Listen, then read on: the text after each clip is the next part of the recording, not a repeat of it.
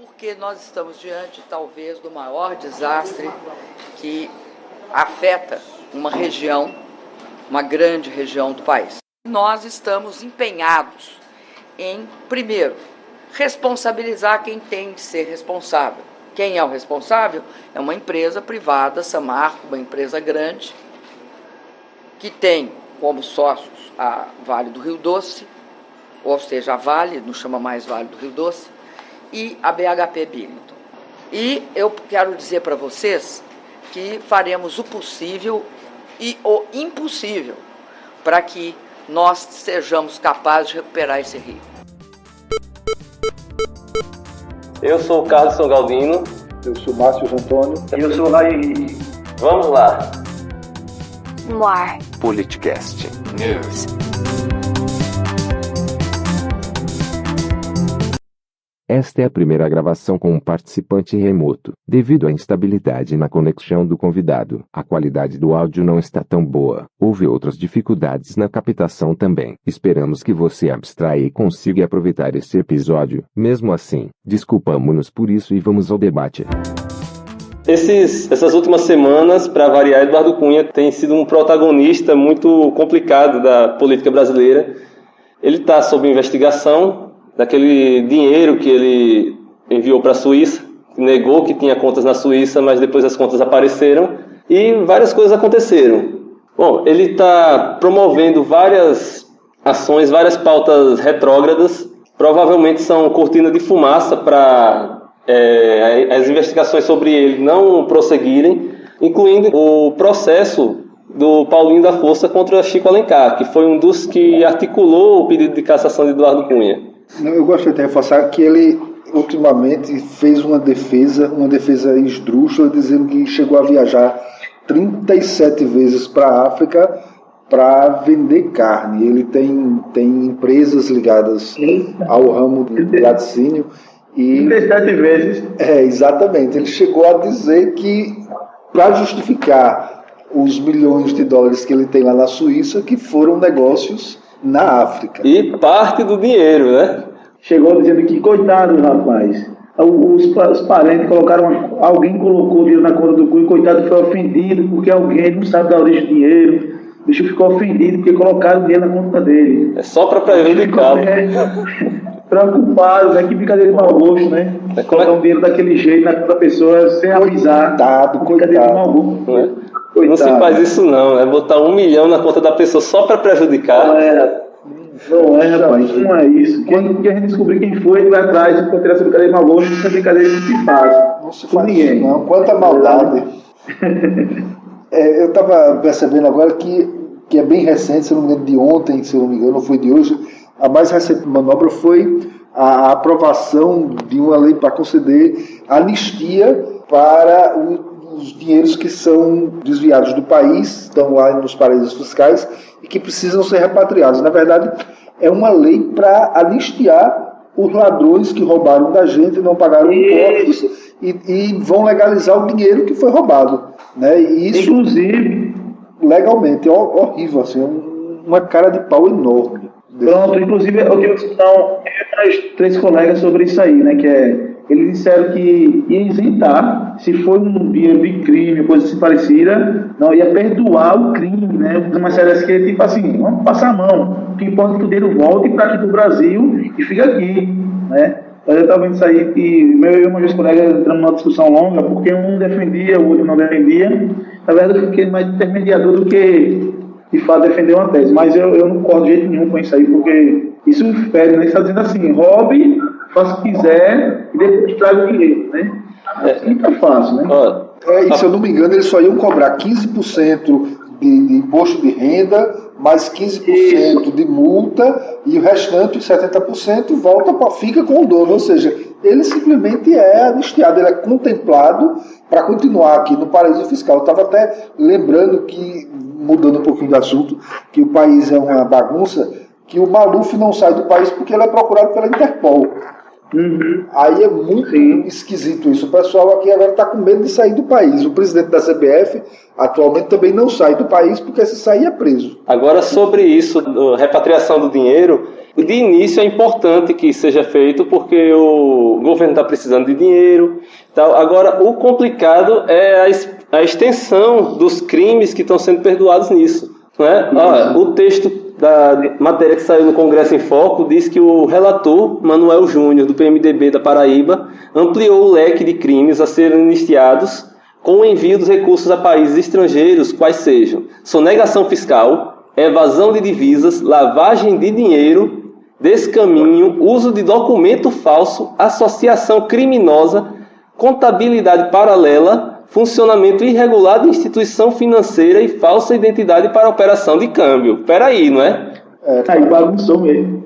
Esculhambou de vez, praticamente passando a mão na cabeça do ladrão. Isso é um incentivo ao crime. E ao crime do colarinho branco, que é um crime que indiretamente mata milhões de pessoas. Você roubar 50 mil reais é uma coisa, você roubar 50 milhões, ou como já está aí na Lava Jato, bilhões, isso mata indiretamente também, quase que na mesma proporção, milhões de pessoas. Quando não mata, deixa na miséria. Quantas pessoas no país hoje estão na miséria por conta da corrupção sistêmica que a gente tem no país hoje? Na verdade, o Brasil enfrenta mais uma crise política do que econômica, né? Na verdade, a crise econômica ela é uma consequência da crise política, na verdade. Eu acho que está anterior à economia, né? A consequência, talvez, de uma crise econômica seja a crise política.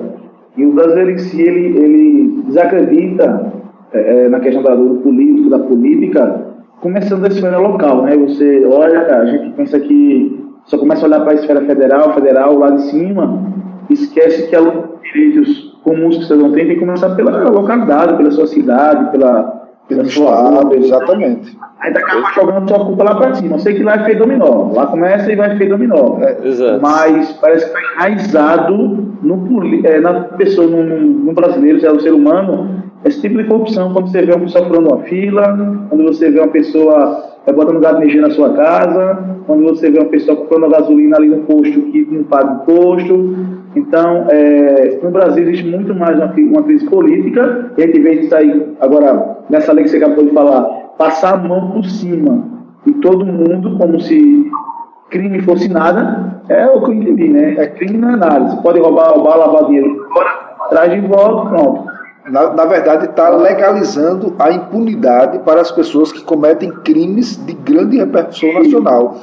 Uma outra coisa que eu reforço isso que você está falando é que, além da crise política que respinga na crise econômica, é a especulação, não só da mídia, mas também do poder das grandes indústrias, de ficar se aproveitando desse momento e criando esse clima de instabilidade e tentando encontrar algumas figuras isoladamente, quando a gente sabe que o problema do país é sistêmico, é em todas as esferas, municipal, estadual, federal e nos três poderes. Aqui em Alagoas, o Poder Judiciário acabou de aprovar um retroativo de auxílio alimentação no valor de 80 mil reais para cada juiz. Então, um juiz que já recebe milhões, 80 mil. 80 mil reais. Se você botar no site tudo na hora, na coluna do Ricardo Mota, você vai ver que aqui em Alagoas os juízes aprovaram uma lei lá dizendo que eles têm direito a uma correção no auxílio, alimentação, auxílio. E eu fiquei sabendo hoje na reunião aqui do sindicato que auxílio não é, como é que se diz? Passível de imposto. Passível de imposto, ou seja, eles vão ganhar 80 mil reais, entre 60 e 80 mil reais líquidos, sem pagar nenhum tipo de imposto. Né? Então, o problema da corrupção ela não é só no poder executivo, não é só na esfera federal. Ela é principalmente nos poderes executivo e principalmente no judiciário, que está vendo tudo isso que está acontecendo e não age. O problema do judiciário é que eles se colocam como uma casta superior. Aí eles se afastam muito da sociedade, do pessoal mais comum. E esse afastamento interfere na forma como eles vão julgar, como eles vão privilegiar quem é do mesmo nível social deles. Hoje se aproveitou na tal crise criada a questão de atribuir tudo somente a uma pessoa, a um partido, né, no caso, vamos supor, do PT, e se esquece justamente que parece que o político é do céu, que é o do deixa terrestre. Aí está aqui, continuando aqui. Os desembargadores daqui de Alagoas aprovaram no dia 10, em sessão administrativa, um projeto de resolução que autoriza o TJ o pagamento imediato de atrasados do auxílio alimentação. Na verdade, um penduricalho nos salários dos magistrados, na definição do presidente da Almages, receberão a diferença os próprios desembargadores e os juízes de primeiro grau com valores entre 60 e 80 mil reais. Isso de imediato, a título de auxílio alimentação. Isso para juízes que recebem em média 30 mil reais, além de todas as outras regalias que tem os juízes, né, de verba de alimentação, verba de moradia, verba de auxílio educação, verba de gabinete e etc. E assim, chega a soar como ridículo para a gente, o país vivendo uma crise enorme econômica, falta de recursos para todos os servidores e os juízes retirando para si 80 mil reais de auxílio alimentação. Cada. E isso só aqui em Alagoas. Se a gente for olhar a nível nacional, e é isso que eu queria reforçar, o Poder Judiciário ele não está fazendo a parte dele.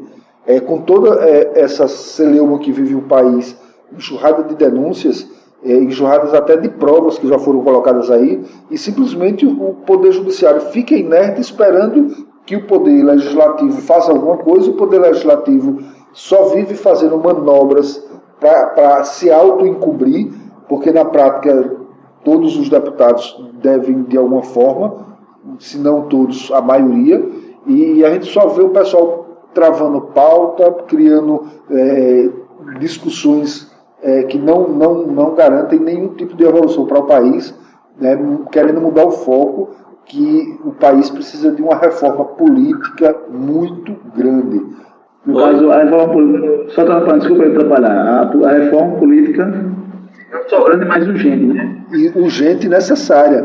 O país, se continuar com o modelo de estrutura política que hoje a gente tem, o país continua condenado, enfadado à corrupção, porque o sistema político hoje do país, ele foi estruturado e ele está estruturado para que a corrupção impere, seja ela através de financiamento privado desses políticos. Aí a gente viu agora a Vale financiou praticamente todos os partidos políticos. Qual é a empresa em sã consciência que vai doar 30 milhões para os políticos?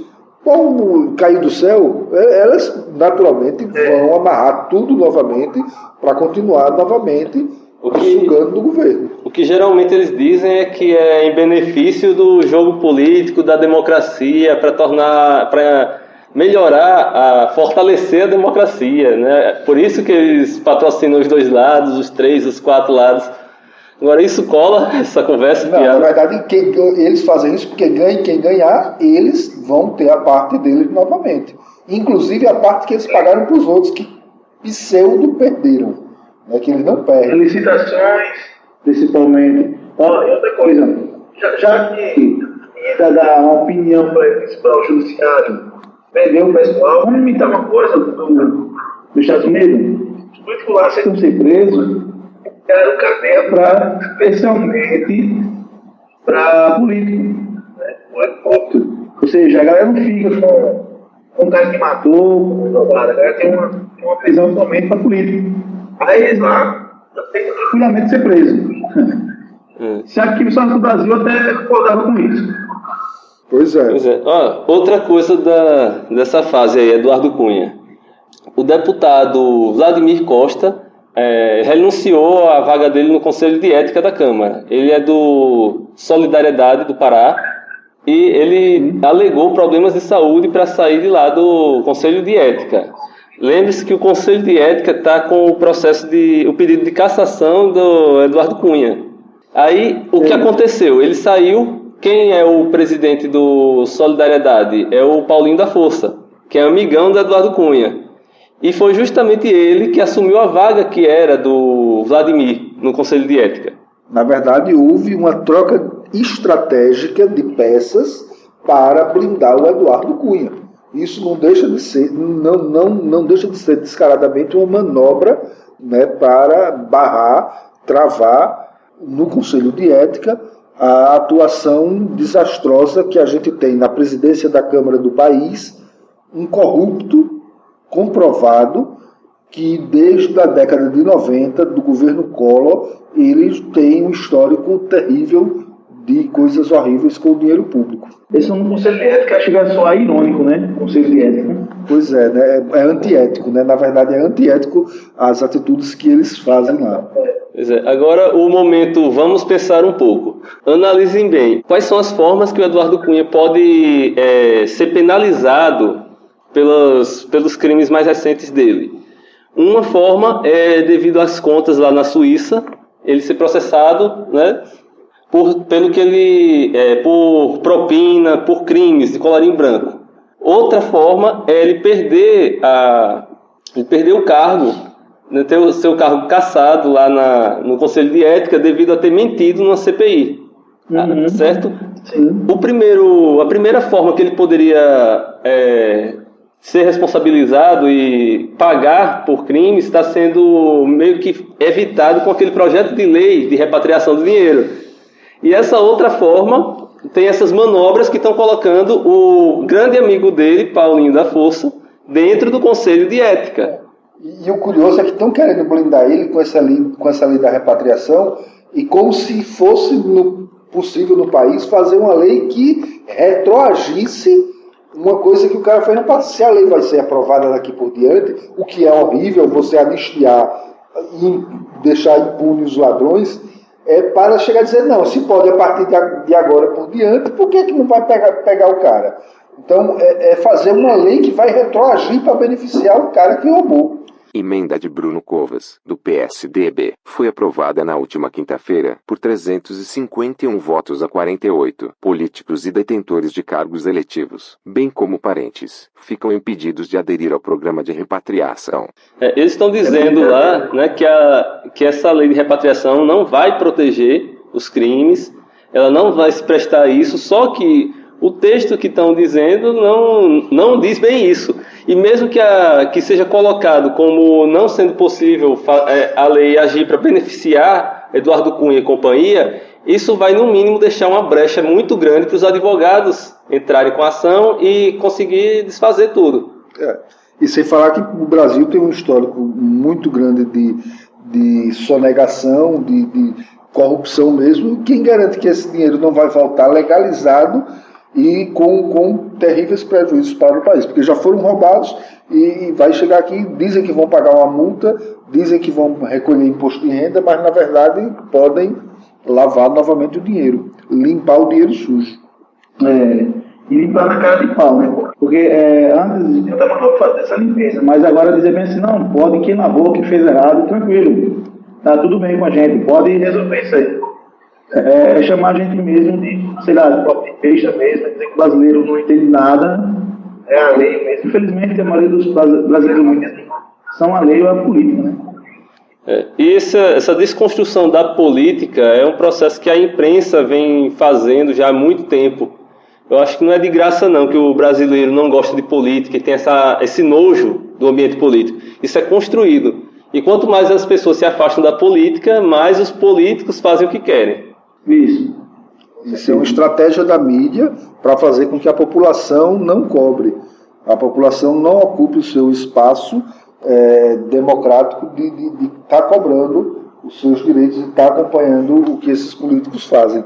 Então, para eles é muito mais fácil manipular as notícias, manipular de uma forma que as pessoas sintam ojeriza pela política, sintam nojo, sintam raiva, e aí terminam dizendo, se não acontece nada, eu não vou fazer nada, e termina prevalecendo aquela sensação de, deixa para lá.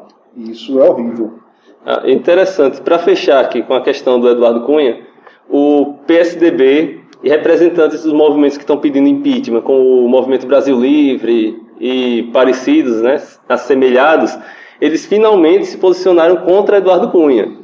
O curioso é que eles se posicionaram recentemente contra, até pouco tempo atrás estava apoiando, e esse posicionamento, tanto no PSDB quanto nesses grupos, é dizendo que eles nunca apoiaram o Eduardo Cunha depois de que apareceu algum crime, porque isso é errado, então a gente nunca fez.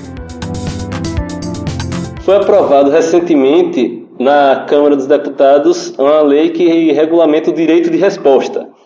É a Lei 141, de 2011, de autoria do Roberto Requião, do PMDB, e ela estabelece regras de direito de resposta para a imprensa, tanto a imprensa de internet, a impressa, quanto a televisiva e a do rádio. Alguns pontos. O ofendido ele tem 60 dias para pedir ao meio de comunicação direito de resposta ou retificação de informação. O que é considerado ofensivo, que abre espaço para um direito de resposta, segundo essa lei, mesmo que tenha como fonte um erro de informação, é algo que atente contra a honra, a intimidade, a reputação, o conceito, o nome, a marca ou a imagem da pessoa física ou jurídica. A resposta deverá ser do mesmo tamanho e com as mesmas características da matéria considerada ofensiva.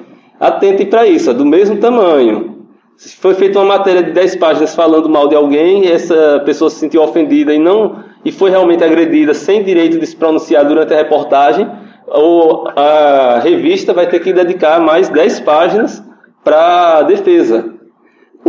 Se for na TV ou no rádio, também deverá ter a mesma duração, o mesmo alcance territorial da matéria contestada. E essa matéria já vinha do Senado, tinha sido aprovada lá e agora está indo para a sanção presidencial. Já fez todos os trâmites. Na verdade, é uma lei que a gente viu que foi necessária nesse período agora, porque os principais meios de comunicação do país se viram agora com a mão na botija, porque difamaram várias pessoas sem provas. O caso mais clássico e midiático talvez tenha sido do Romário, que disse que tinha uma conta lá na Suíça e mostraram lá um negócio falso. Ele foi lá, provou tudo direitinho, mas fora isso teve a questão muito pesada agora, que estão batendo pesado no ex-presidente Lula, e que também já foi comprovado, e ele já teve vários direitos de resposta. Mas, na verdade, essa talvez seja um dos atenuantes que nesse mar de lama que a gente está vendo aí, que pode meio que mediar o papel da mídia dentro dessas informações que são deturpadas. Na verdade, a gente tem alguns lugares que dizem que a mídia é o quarto poder, e para isso ela precisa se comportar como tal. A mídia ela tem um poder de alcance muito grande e hoje, principalmente aqui no país, pelo nível que a gente tem das pessoas, ela tem uma importância relativamente grande no sentido de induzir as pessoas para um lado ou para outro.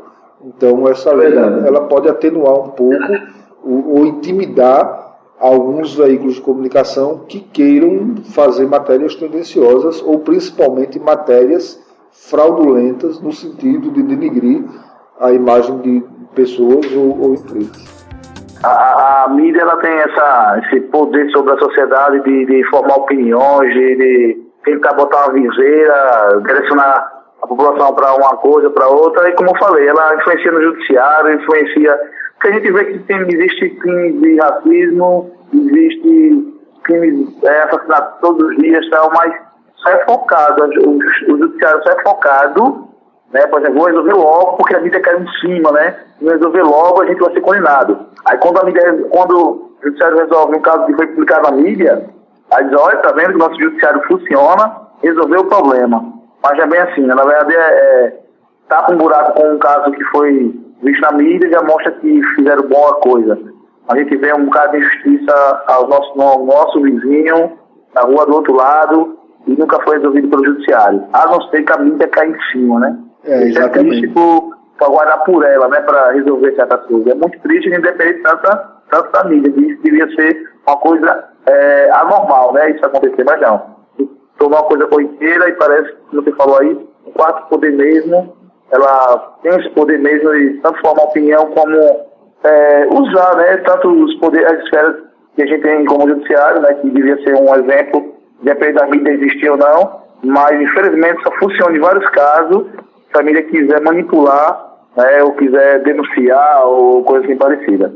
Coisa que é triste no Brasil. Eu ainda reforço que muitas das vezes a maioria dos veículos de comunicação, eles se utilizam da artimanha de trabalhar estrategicamente em bloco. Alguns deles, inclusive, são laranjas, são veículos de comunicação que se dizem paralelos, mas que lá nas ações, nas participações, fazem até parte do mesmo grupo. E aí até por isso que eles jogam sujo quando eles querem denigrir ou agir de forma coagida para um lado ou para outro e trabalham em bloco. E não é só a nível nacional. A gente tem aí várias agências de comunicação que trabalham em bloco e tem parceria com praticamente todos os jornais, todos os meios de comunicação em praticamente todos os países do mundo, especialmente os mais desenvolvidos e os que estão em desenvolvimento, que é o caso do Brasil. Boa parte do que a gente tem na Rede Globo, ela tem participação no capital estrangeiro, assim como a Rede Globo tem participação em vários veículos de comunicação, não só aqui na América Latina, mas também lá na Europa. A mídia age em bloco. Quando eu assinei a TV a cabo, a TV fechada, uma coisa interessante é que eu me livrei da Globo. Só que eu descobri que existe mais de 17 canais já na minha televisão, que é possível, eu faço parte do grupo Globosat. Ou seja, eu não me livrei da Globo. Eu troquei um canal por mais 17. Na verdade, né? Tá vendo? Então, por ironia do destino, então, eu troquei um canal Globo por 17, que faz parte da Globosat.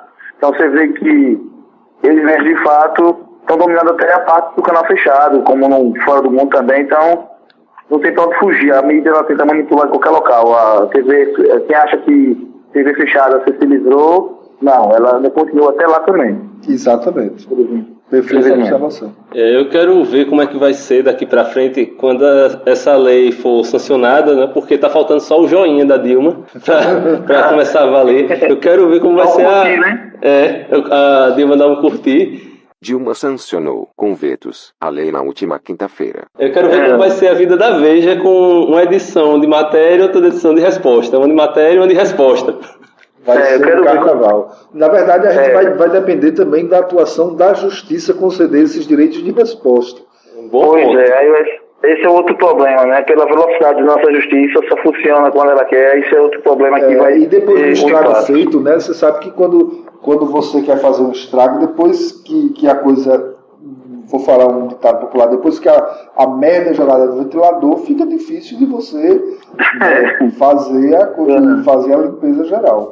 Verdade. Bom, a gente falou agora há pouco de Mar de Lama, falou de imprensa escondendo informações, e aí isso remete a um outro ponto, uma notícia recente, que foi de grande repercussão, o incidente que aconteceu lá em Mariana. As barragens. Que lama com detritos de exploração, porque a Vale é uma exploradora de minérios e os dejetos eles criam aquelas barragens para tentar segurar parte dos dejetos, fazer outro.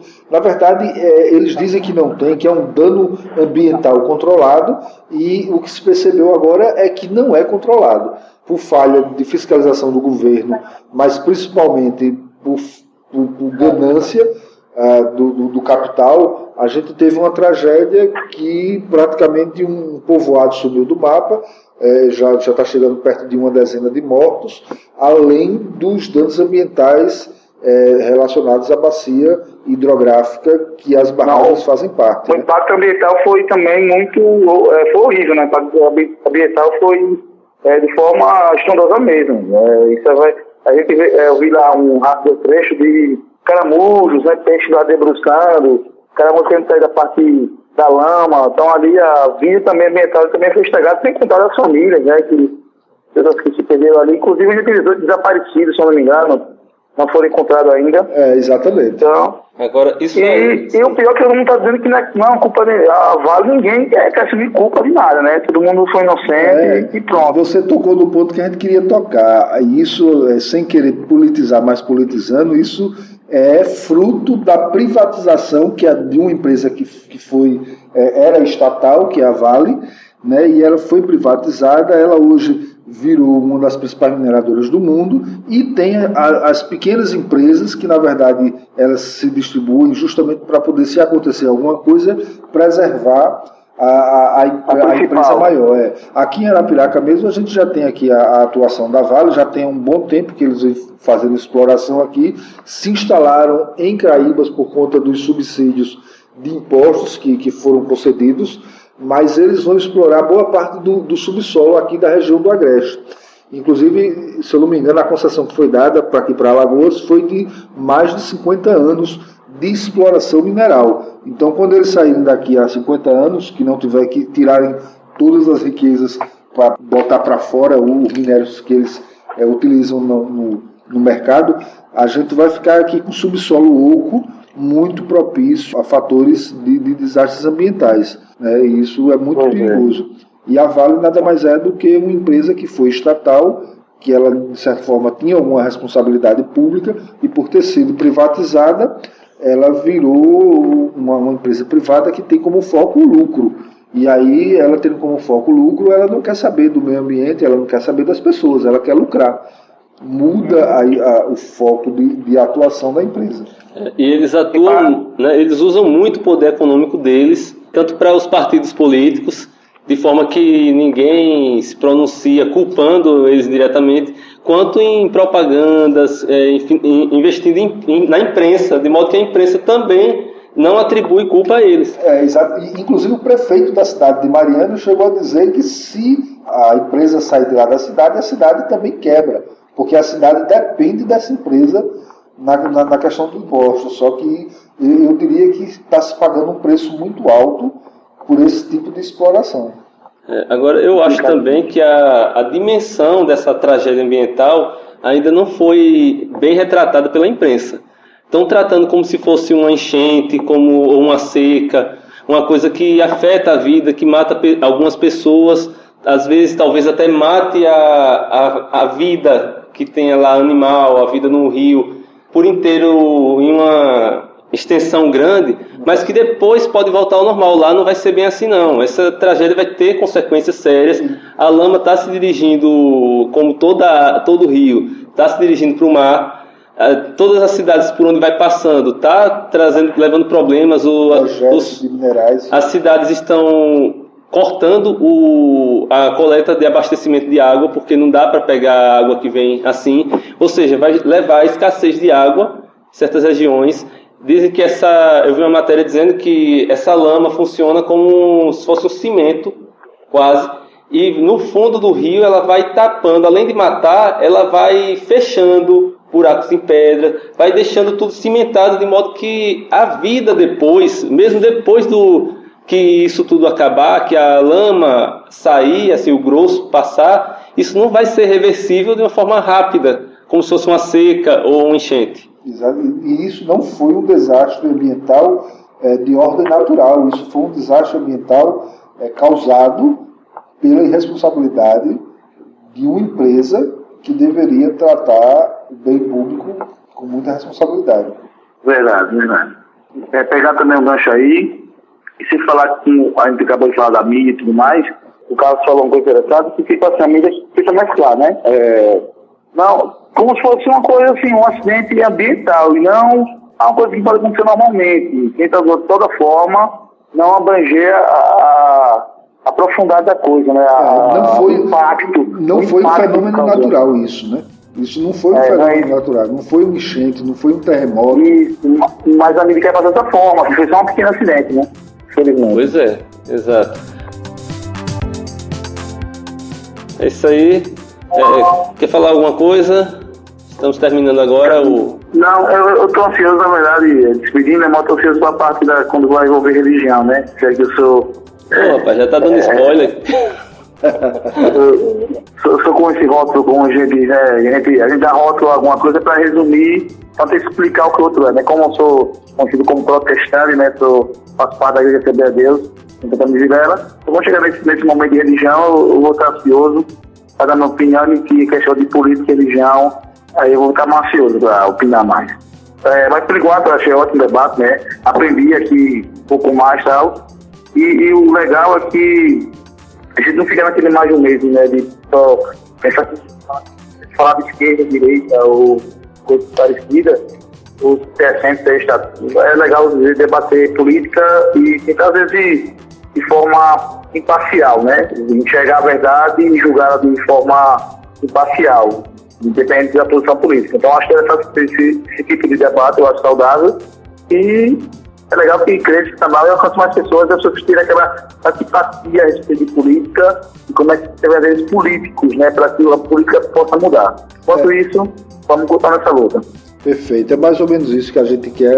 Eu acho que uma das finalidades do projeto das ideias do Carlos é justamente refletir sobre as notícias, os fatos que estão acontecendo, especialmente os fatos políticos que demandam uma repercussão nacional e que muitas das vezes a gente percebe que é preciso um olhar diferenciado, é preciso uma reflexão sobre os fatos que estão acontecendo. Então, eu diria que a gente faz uma leitura humilde sobre o que a gente vive. É isso aí. Agradecemos a paciência de você que está ouvindo. Qualquer coisa, vocês podem entrar em contato por contato@politicast.info, acompanhar notícias, episódios novos lá em politicast.info. E lembrem-se que política faz parte da vida. Até a próxima. Até.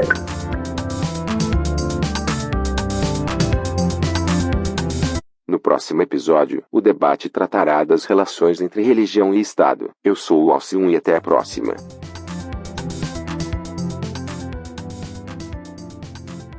Valeu aí, tchau.